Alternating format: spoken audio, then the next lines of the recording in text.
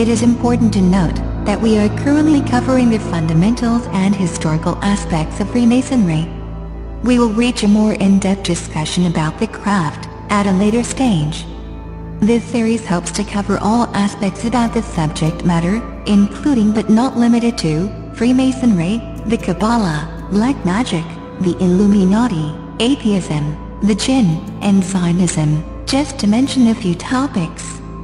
I do hope that you will be patient and focused to be able to see the bigger picture that I hope to be able to illustrate towards the conclusion of this series. With God's blessings, let us continue.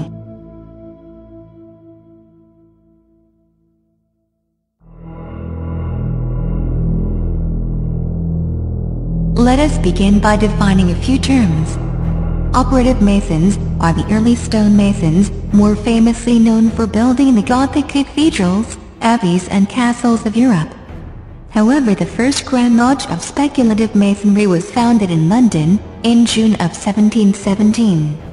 The Freemasons began to accept what is known as Speculative Masons, or in other words, ordinary people who did not possess any of the stonemasons' knowledge or building construction abilities. Outsiders, or non-Masons, are labeled as profanes by the Masons. The reason why Masons use such a condescending term for non-Masons is because they do not possess the knowledge the Masons do, simply put. And the star on his skin? Pinnacle. And its meaning? Pinnacle is a pagan religious icon. Devil worship.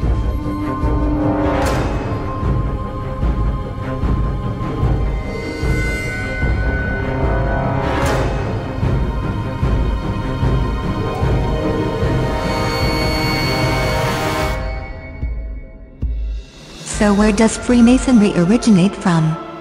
In the Cook manuscript of 1410, one of the oldest known texts which deals with Freemasonry, we read that, at the time of the construction of the Temple of Solomon, begun by King David, Solomon employed 24,000 Masons, and Solomon confirmed the rights which his father David had bestowed upon the Masons.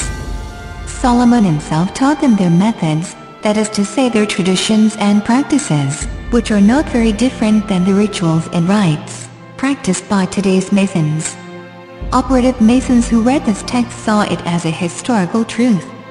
They believed that they were applying a craft which dated back to the time of King Solomon, and which he had codified. However, the date of the construction of King Solomon's temple has not always been the key date in the Freemasons' cosmology. This central role was once given to the Tower of Babel, the Regius manuscript, which predates the Cook manuscript by 20 years, cites King Nimrod, the builder of the famous Tower of Babel, as the first and most excellent master.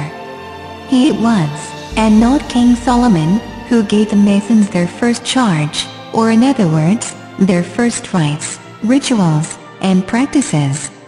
Masonic text known as the Thistle manuscript of 1756 says that King Nimrod created the Masons and gave them their signs and terms so that they could distinguish themselves from other people, or the profanes.